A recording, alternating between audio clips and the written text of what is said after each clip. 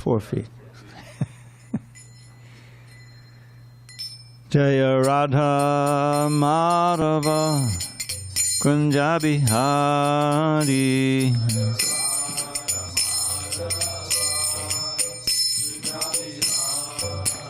Jaya Radha Madhava Kunja Bihari.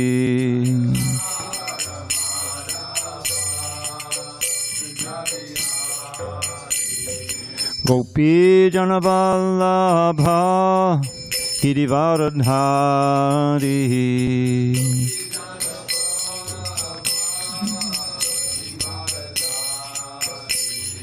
Gopi Jana Vallabha Girivardhari.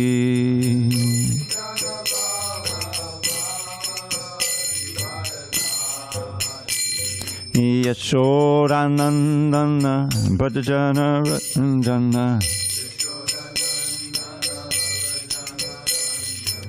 Yashodanandana Bhajana Ranjana.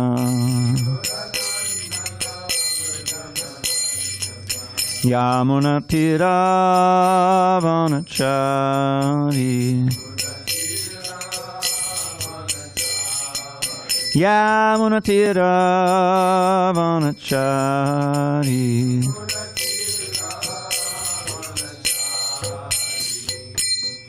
Hare Krishna, Hare Krishna, Krishna Krishna, Hare Hare, Hare Rama, Hare Rama, Rama Rama, Hare Hare.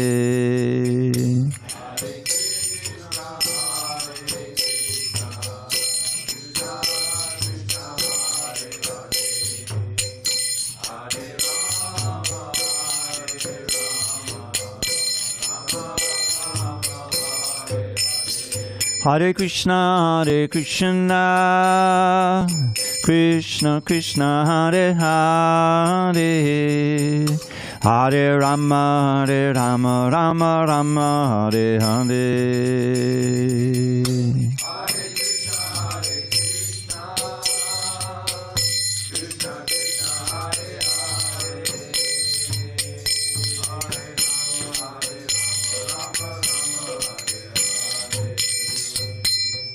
Hare Krishna, Hare Krishna, Krishna Krishna, Hare Hare, Hare Rama, Hare Rama, Rama Rama, Hare Hare.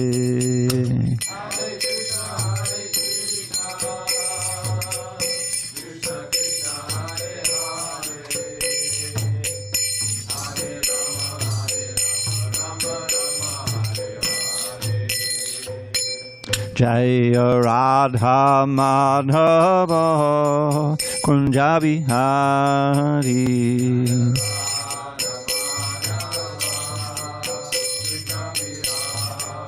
Jaya Radha Madhava Kunja Bihari.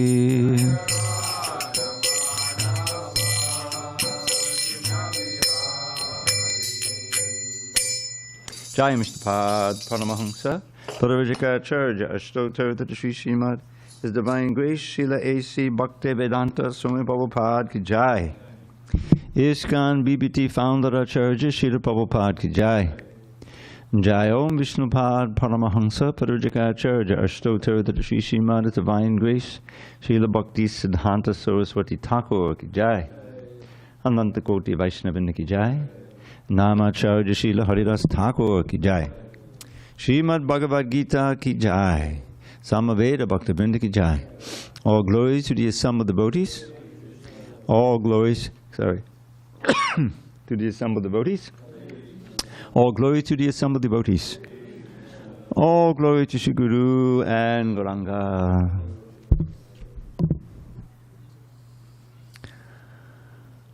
Okay. Om Namo Bhagavate Vasudevaya. Om Namo Bhagavate Vasudevaya. Om Namo Bhagavate Vasudevaya. Om Namo Bhagavate Vasudevaya. On this 6th day of February 2024 in San Diego, we're reading from Srimad Bhagavad Gita as it is, translation and commentary by His Divine Grace A.C. Bhaktivedanta Swami Prabhupada. And we're in chapter 5, Karma Yoga, Action in Krishna Consciousness. Text number 3 on page 232. So I have a request that we lost the recording for yesterday class. We have a technical issue. So it's up to you if you want to repeat the verse 1 and 2. It's up to you. 1 and 2 means like... Yeah, we lost the yesterday class because of a technical issue. Oh. It never happened to us before. But that's the problem. Yesterday Gita class was the issue, technical issue. But okay. It's up to you if you want to repeat that. It's up to you. Well, okay. I'll just read the translation because I'm not going to repeat the whole thing. Yeah. Okay, Prabhu. Okay. Yeah. As you wish. All right.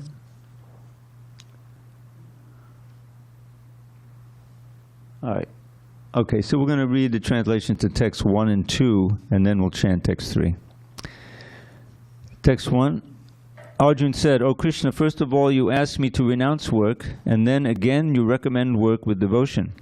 Now will you kindly tell me definitely which of the two is more beneficial?"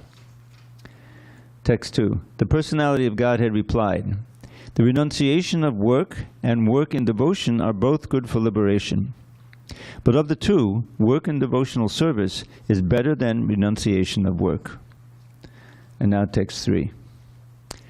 Geya sa nitya sannyasi yo nadveshti nakangshati nirdvandvo hi mahabaho sukham bandhat pramuchyate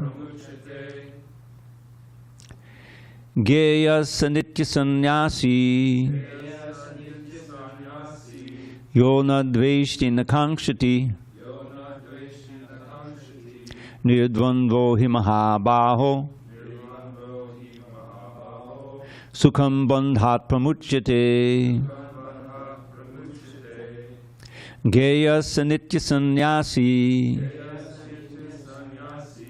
yo nadveshti nakangshati nirdvandvo hi mahabaho sukham bandhat pramuchyate. Geyak sanitya sannyasi yo nadveshti nakangshati nirdvandvo hi mahabaho sukham bandhat pramuchyate. Go ahead, Prabhu. Geyak sanitya sannyasi yo nadveshti nakangshati nirdvandvo hi mahabaho sukham bandhat pramuchyate. Geyak sanitya sannyasi yo nadveshti nakangshati Dvohi mahabaho sukham bandhat pramuchyate. Geya sanitya sannyasi yo? No? Okay. Go ahead, Chad. Pick it up. Geya sanitya sannyasi yo nadveshti nakangshati nirdvandvo hi mahabaho sukham bandhat pramuchyate. Not yet, Noah? It's all right. It's all right. Anyone online? Geya shanitya sannasi Geyak sanitya sannyasi yonadeshti nakangshati yo nadveshti nakangshati Nirdvando hi mahabaho. Nirdvando hi mahabaho. Sukham bandhat pramuchyate. Sukham bandhat pramuchyate.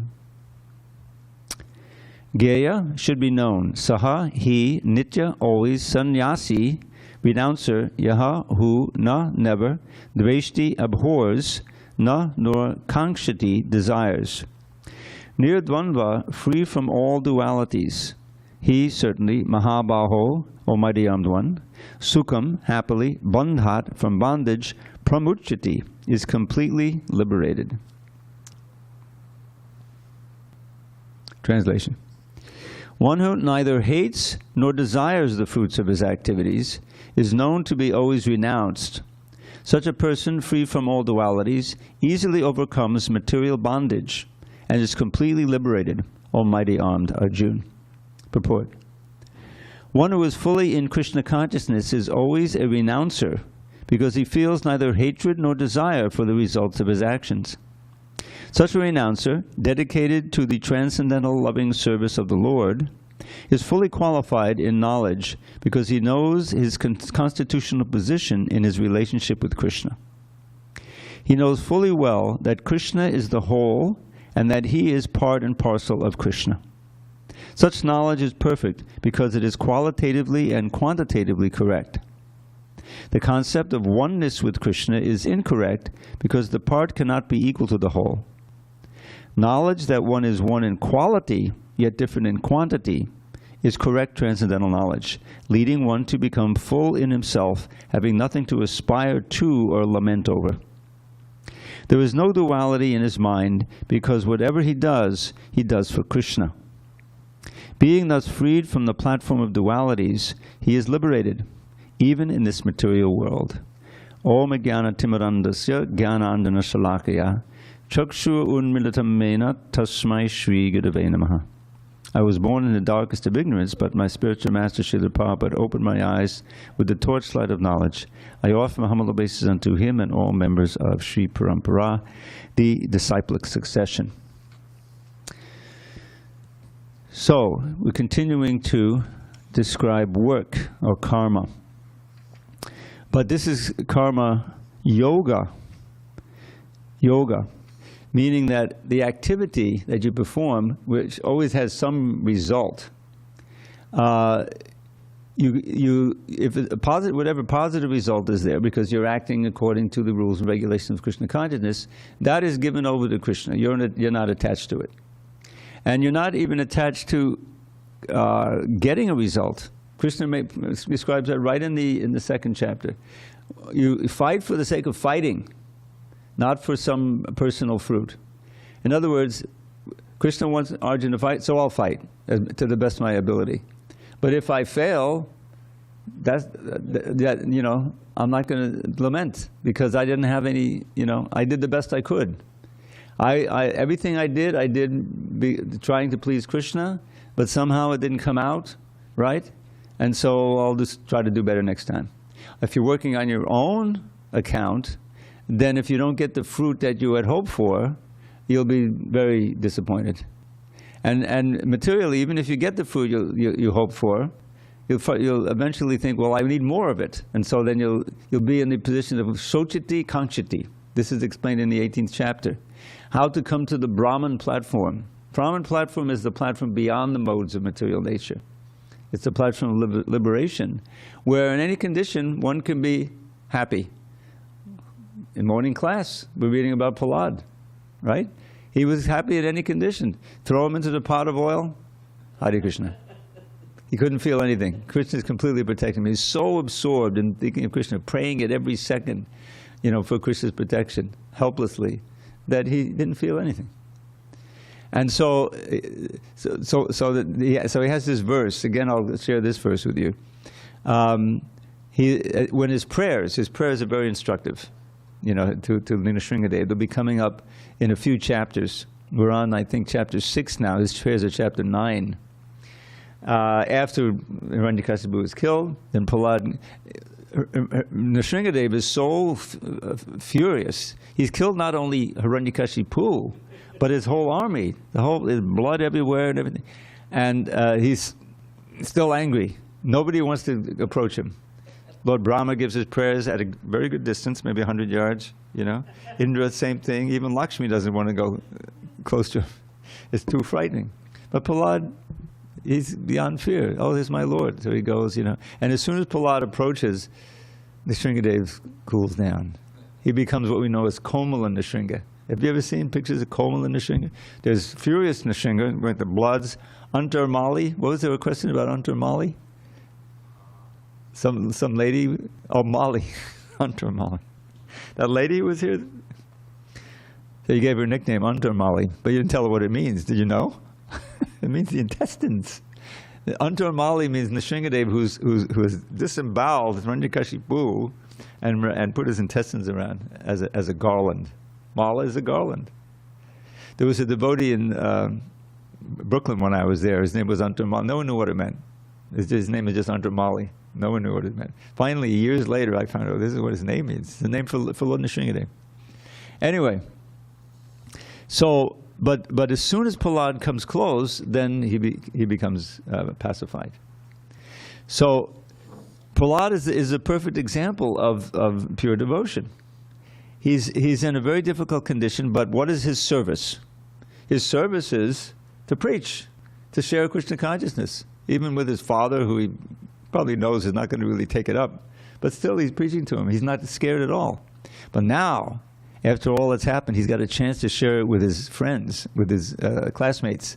And that's going to have a big effect. He's going to turn them away from the asuric path toward the path of devotion. And this is just way too much for Hiranyakashipu. Now he's got to take it into his own hands and he gets killed. So, back to the verse. Gyeya sanitya sannyasi. Now we discussed this idea of sannyas. It's important to differentiate sannyas, which is basically tyaga. Sannyas means it's the height of renunciation. Renunciation, literally giving things up. We have some, renunciation, pure renunciation in the Krishna consciousness. The 4 regs are pure renunciation, Although you can dovetail sex life for Krishna. Krishna said so. Dharma varudha buddheshu kamosmi bharatarshibha in the 7th chapter. It says, I am sex life which is not contrary to religious principles. Obviously you can't outlaw sex life. That'll be the end of the, all the devotees will die out.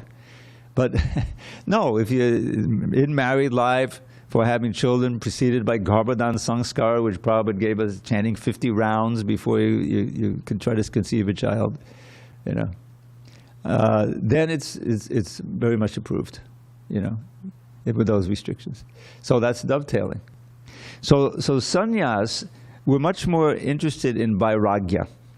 Vairagya is much more important than just external sannyas. Because sannyas, as Krishna explains, if you take sannyas that's without yoga, means that you're just going to be tormented. The desires will all be in there and you'll be by force of will stopping. That's not going to get you anywhere. You have to be able to dovetail the desires so that your attraction to sense gratification actually becomes nil. That's vairagya. Raga means attachment. Vairagya means lack of attachment.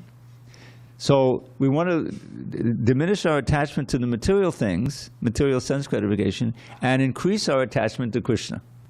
So Rupa Goswami gives the formula. You'll be in yukta vairagya, not artificial vairagya, but yukta vairagya. Anasaktasya vishayan yatarham upayunjita nirbandha krishna sambandhe yuktam vairagya muchyate. So asakti means attachment. Anasakti means no attachment. With no attachment for the vishayas. Vishayas are the object of the senses. Just one real note on the Sanskrit, because I see you're getting into the Sanskrit meter. So vishaya means the object of the senses. It can also mean a subject matter of a book, and different meanings. So what is the word for poison? Visha. It's not an accident that the word for poison and the word for sense objects is very similar. The sense objects can serve as poison to your consciousness if you try to indulge in them for sense gratification. But the same objects, money for instance, that in itself becomes an object of sense gratification. People are accumulating it, the miserly, I don't want to spend it, I just want to accumulate and look at it, It's crazy. But that become what to speak of. It can buy so many things, you know. So it's obvious. So that money obviously can be used for Krishna. What did Bhaktisiddhanta Saraswati tell Prabhupada when he was walking in Radhakund with him, near Radhakund?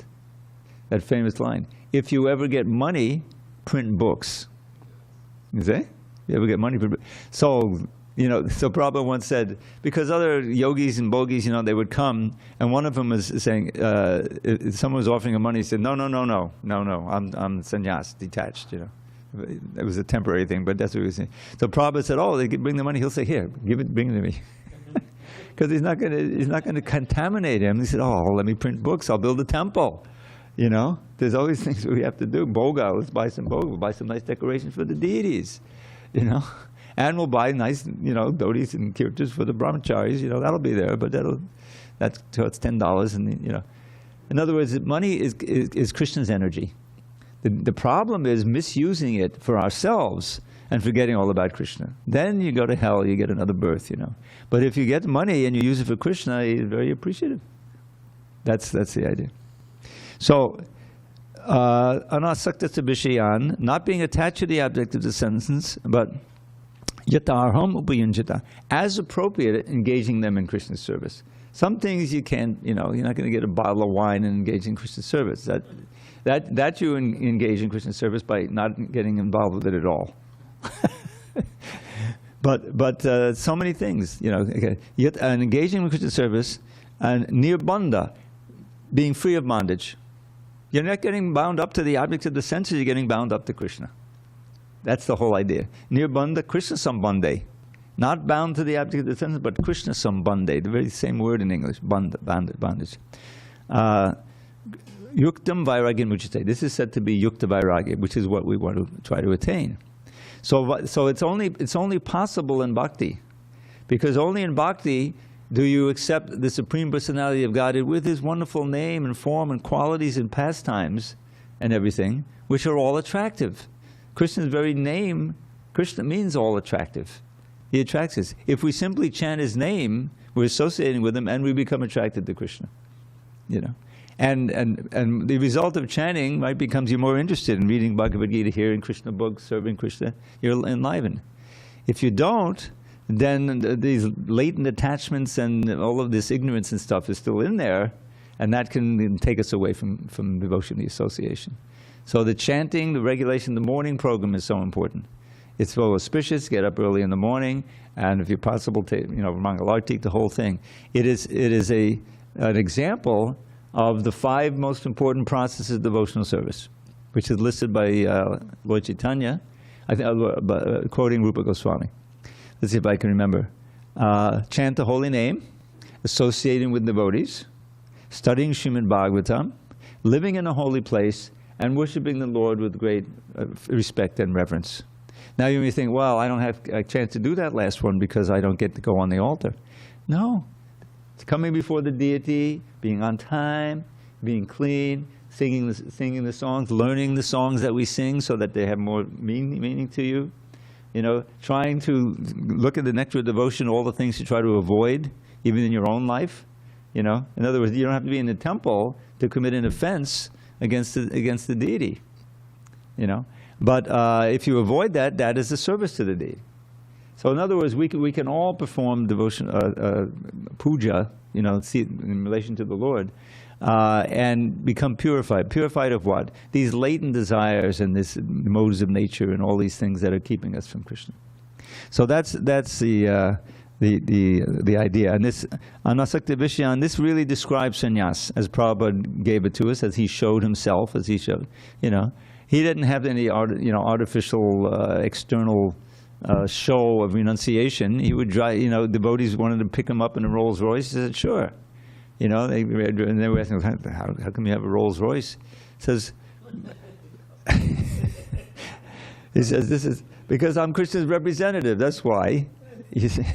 Not that he's attached to the Rolls Royce, it was only a Volkswagen car he was riding around in those too, if that's all the devotees had. But the point is that this nadveshti nakangshati, You don't have any abhorrence to any situation or thing, and you don't have any strong desire for it.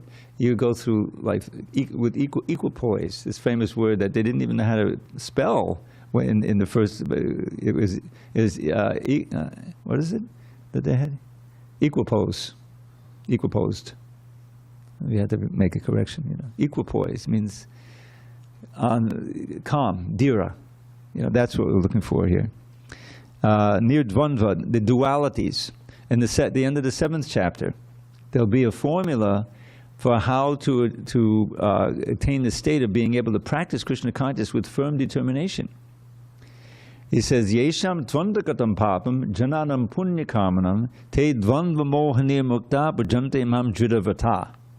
Dridavata means with a strong vow. So this is a formula right near the end of the 7th chapter. Yesham tvandakatam papam, all the sins are you don't perform any more sins.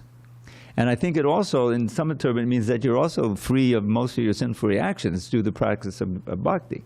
So you're clear. And what's the result of that? Yesham andakatam papam jananam punyakamanam, simply performing pious activities, means activities of bhakti.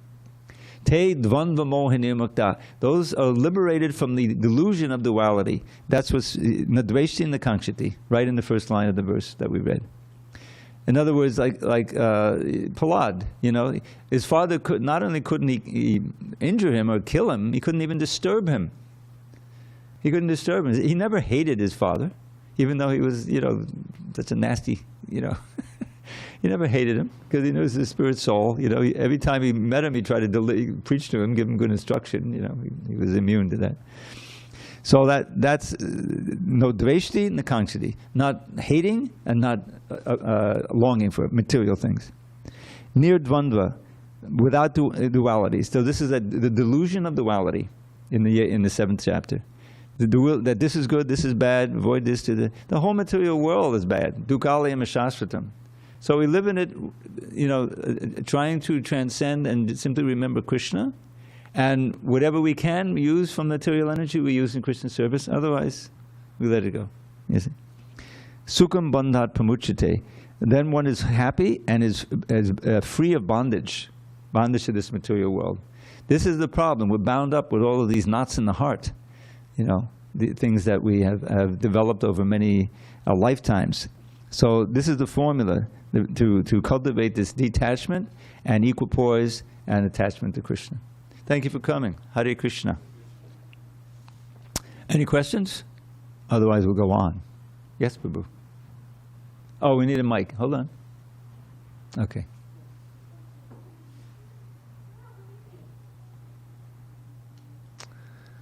Prabhu, when you say yukta vairagya, so yukta here means added? Yukta means linking. Linking, Yeah, it means linking the objects of the senses to Krishna for his service. And so we're not attached to them, we're attached to Krishna. That's the idea, yukta vairagya. All right, moving on. Sāṅkhya yoga patak bala prabhadandi napanditaha ekamapyastita samyag ubayor vindate palam. Okay. Time out. Hare Krishna. Welcome. Haribol. So, would you like to be in the class? Okay, we're on page 233 at the top, okay? You want some books? You're okay in the back there? All right. Hare Krishna. 233. 233, text 4 of chapter 5. Only the ignorant speak of devotional service. Did we chant this together? Did you repeat? All right, let me try it again. Text 4. Sāṅkhya yoga patak bala. All right, let me try one more time. Sāṅkhya yoga patak bala.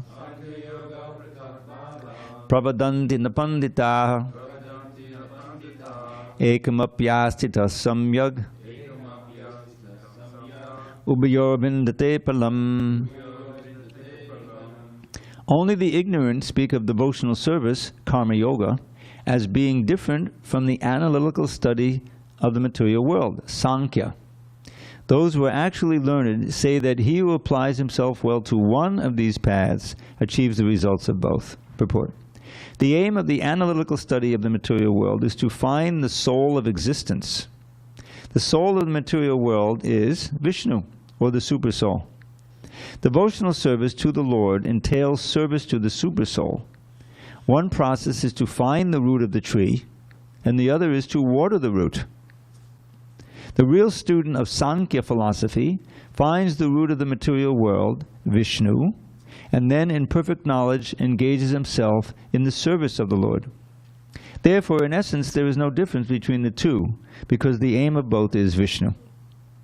Those who do not know the ultimate end say that the purposes of Sāṅkhya and Karma Yoga are not the same, but one who is learned knows the unifying aim in these different processes. So Prabhupada here, he's using the term Karma Yoga, and he says Karma Yoga or devotional service, right, in the translation. The actual word is yoga, yogao. This is Sāṅkhya and yoga, two different things. And Sāṅkhya means to count, or in this context it means the analytical study of the material world, and then in search of the spirit within it. And oftentimes, Srila Prabhupada, he titled the second chapter, Bhagavad Gita, as the summary of the book. What was it? The, oh boy. Yeah. Contents of the Gita summarized, right? But in many other Gitas, the title is Sāṅkhya Yoga, because most of it, a good portion of it, is in talking about the soul, right? Arjuna is under the soul, not the body. You're not the body. The body dies, but the soul doesn't die. Now you're the soul, therefore you never die, and you're never born. Isn't that interesting? That's very encouraging. How come? Well, how come we don't remember? We couldn't take it to remember all those previous lives and the ways that we, it's Krishna's blessing.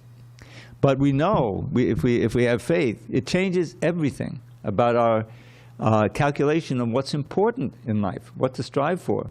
Because if we're simply striving for more comfort and prestige and pleasure in this life, it means in relation to the body, then we're ignoring our spirit and we're in favor of the physical body.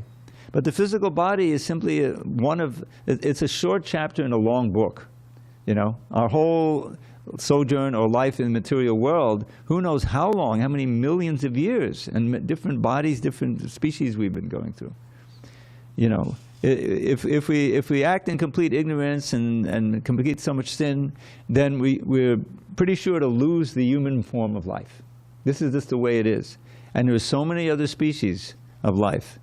Life means a conscious being, what we'd call an organism when we, from the college school, right? A combination of soul and body. So we all know there's trees, there's the insects, there's the birds. We're sitting next to the Pacific Ocean, there's thousands of different kinds of fish and all kinds of things in there. Every one of them is a body with a soul in it. And that soul is exactly like our soul.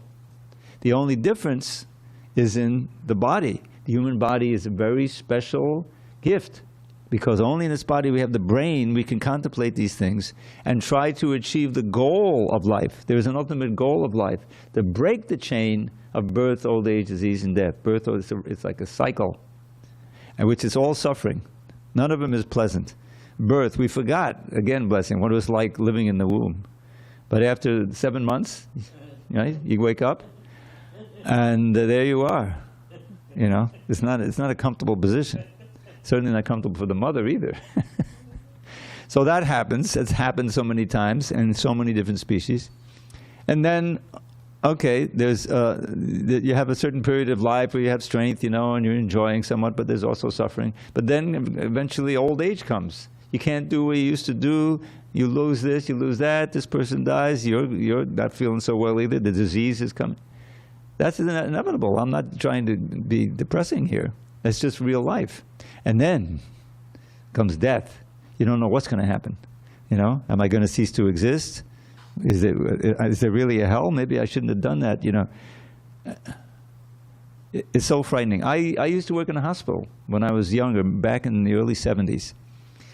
And I worked as an inhalation therapist. I went up on the floors and I tried, you know, so many people, I gave the bag. You ever see, you know, movies? And the bamboo bag by hand and then by machine. Try to give them oxygen. So many people die, you know. And for the most part, when it's you know, it's not an emergency and they die from some injury or something, the older people are there and they just try to sedate them, you know, because it's such a disturbing thing. They don't know what's going on, you know. But that's the worst thing. For devotees, you want to be fully conscious, because the whole idea, the whole final exam is if you can remember Krishna when you leave this body. That's success. No more birth. You go back home, back to Godhead. That is our home. We're not, we're all aliens here because we can't stay. It's a shashvatam, it's temporary. So back home means the land of Satchidananda, eternally knowledge and bliss. And how do we know what's going on there? We read the Srimad Bhagavatam. There's one or two verses that deal with, you know, Krishna described it. All he says, Natad Bhasyate Suryo. In that land, there's no need for sun or moon or fire, because everything is self-illuminated, you know. That's a little bit of a hint. But in the Srimad Bhagavatam, we get much more, you know, description. In the Brahma Samhita, Lord Brahma, the song of Brahma that he sang after he meditated for so many years, and he had this revelation, you know. And what is at the end there, there's description in the Govinda prayers, but there's more description in these two verses at the end. I'll share them with you. It's just a hint, you know. Bhagavatam has much more detail, writing of the Goswamis.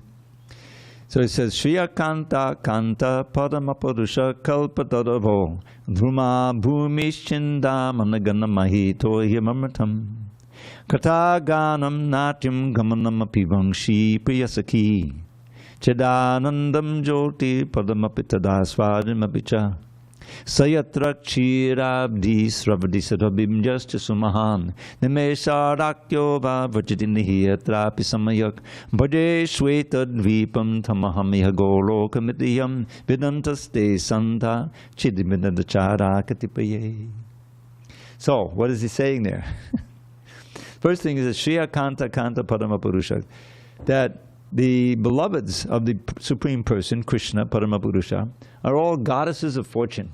Shriya Kanta, Kanta Param, Kalpatadavo Dhruma. All the trees there are desire trees. They're fully conscious. And they'll offer you whatever fruit you want to eat, or whatever fruit you want to get in order to offer to Krishna. You can get a mango one day, next day you get plums, you can get, you know, jackfruit, whatever it is, you know. It's fully conscious.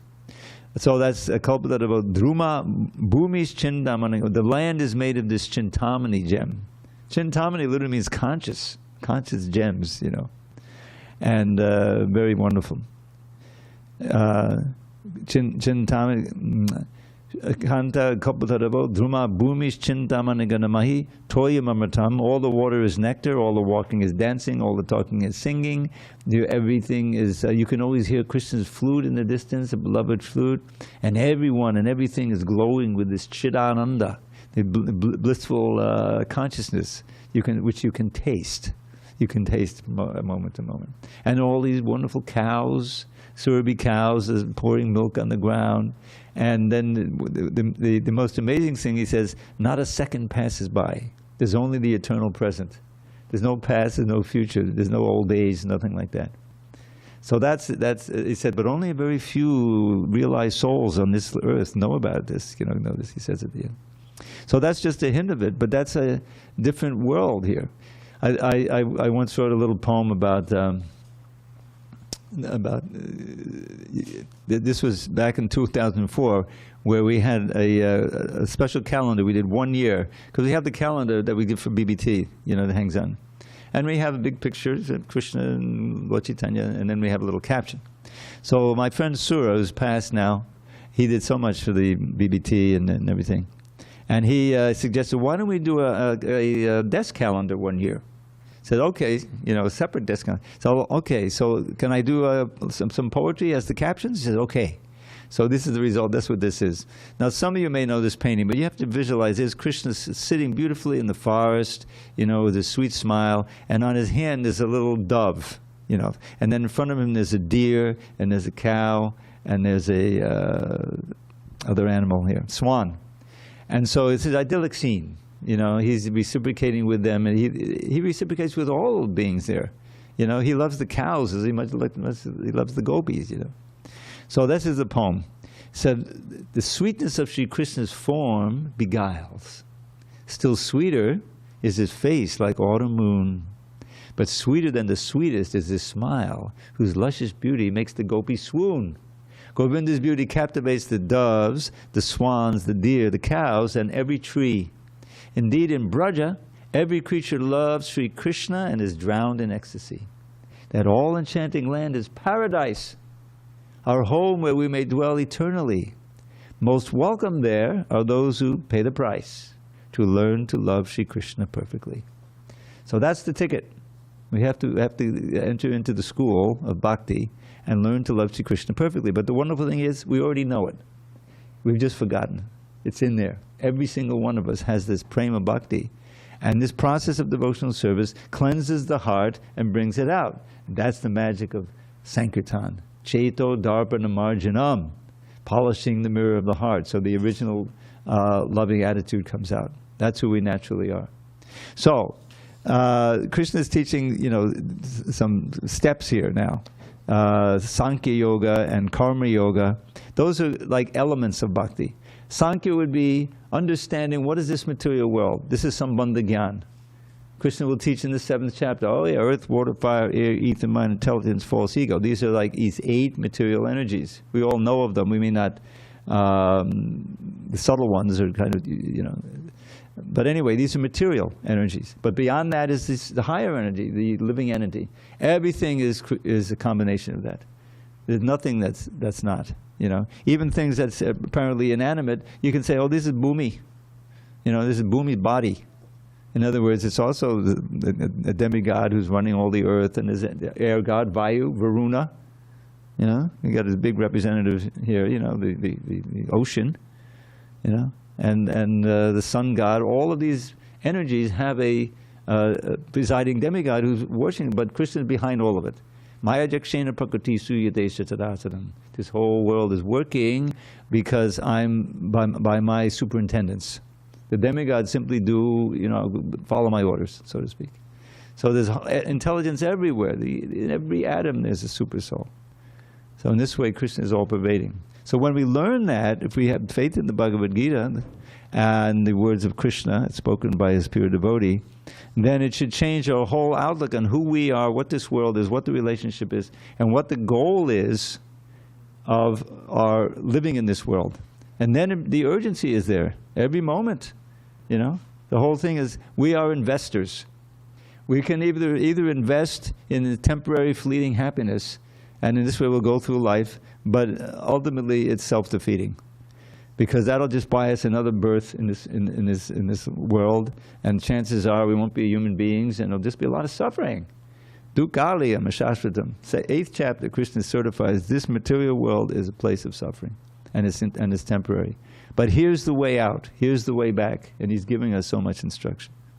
So I don't want to berate you too much, but there's an urgency, and you're doing the right thing. You're here with the Bhagavad Gita. You're hearing. I'm just speaking from Prabhupada's words, and we can understand, you know, that only the devotional service is different from analytical study. And analytical study is part of devotional service. We want to know everything that we need to know about the material energy. We don't have to study physics for 10 years, but we should know what the material world is made of, what we are, how we can live in this world, and the art of using the material energy in a spiritual way to spiritualize it, beginning with our own bodies.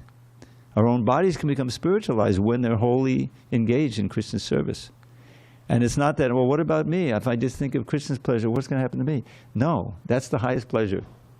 Is to will, by our own will, to work in such a way to give Krishna pleasure. And then you'll feel it from within the heart, because he's there. You'll feel more peaceful, enlivened, and that there's a real meaning to your life, and you're living the right thing. All right, text number 5. Yat Sāṅkhya prapyate sthanam tad yogaya rapi gamyate ekam Sāṅkhyam cha yogam cha yak pashyati tapashyati. One who knows that the position reached by means of analytical study can also be attained by devotional service, and who therefore sees analytical study and devotional service to be on the same level, sees things as they are. Purport. The real purpose of philosophical research is to find the ultimate goal of life. Since the ultimate goal of life is self-realization, there is no difference between the conclusions reached by the two processes. By Sāṅkhya, philosophical research, one comes to the conclusion that a living entity is not a part and parcel of the material world, but of the Supreme Spirit whole.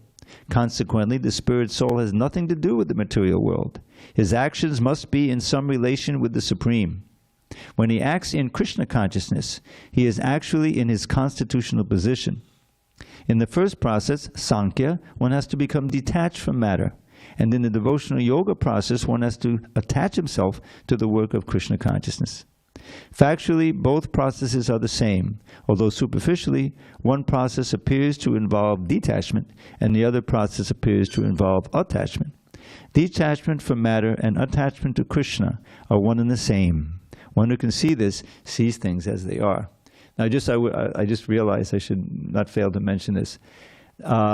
There was an atheistic Kapila Dev, right, who practiced Sāṅkhya without Krishna.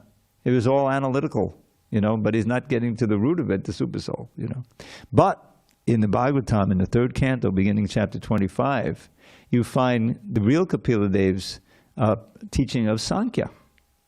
And it's the most amazing thing. I remember when I first went to India, in those days, the Srimad Bhagavatam was divided a little differently. The 3rd canto was in 4 parts.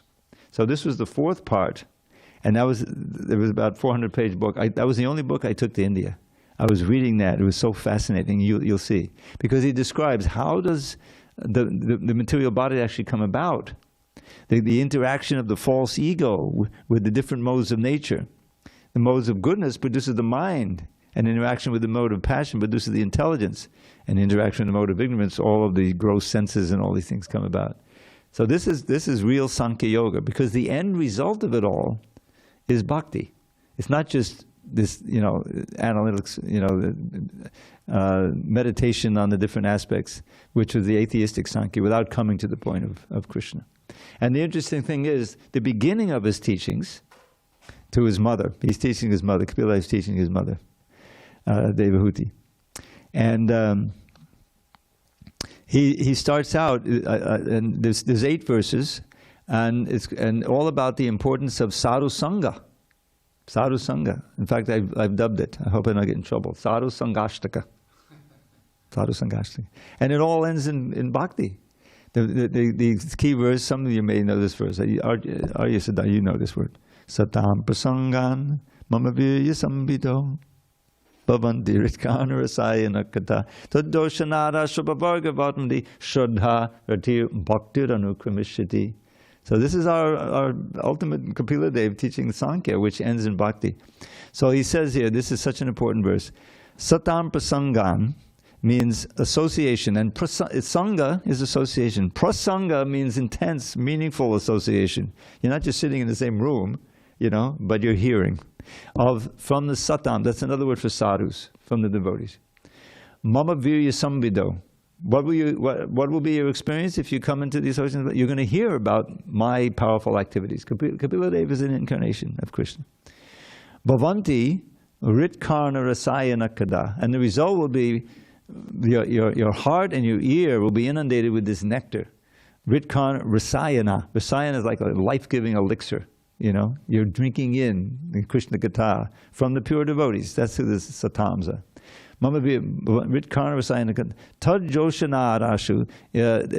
Quickly, in this easiest of yogas, coming together and hearing about Krishna. And the essence of the whole thing is Sankirtan.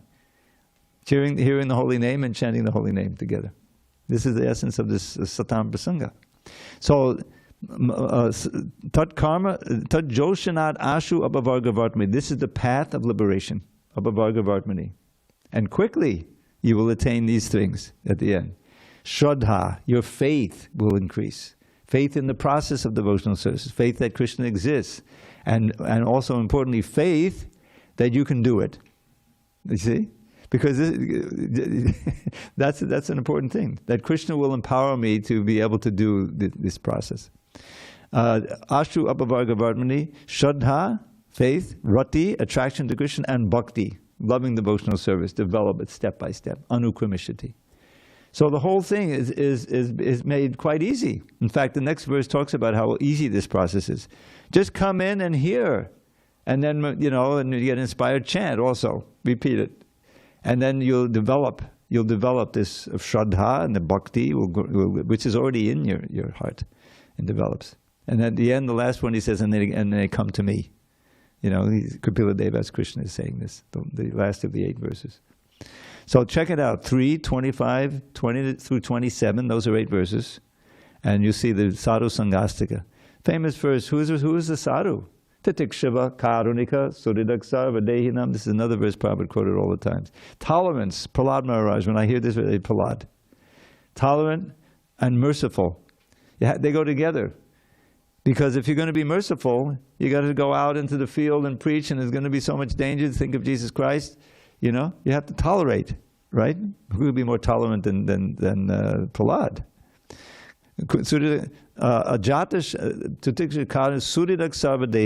A friend to all living beings, even his demonic father. He didn't hate him, he tried to help him. Ajata Shatravad, his enemy is never born, he has no enmity. Shanta, and because of all this, is very peaceful. Again, Prahlad.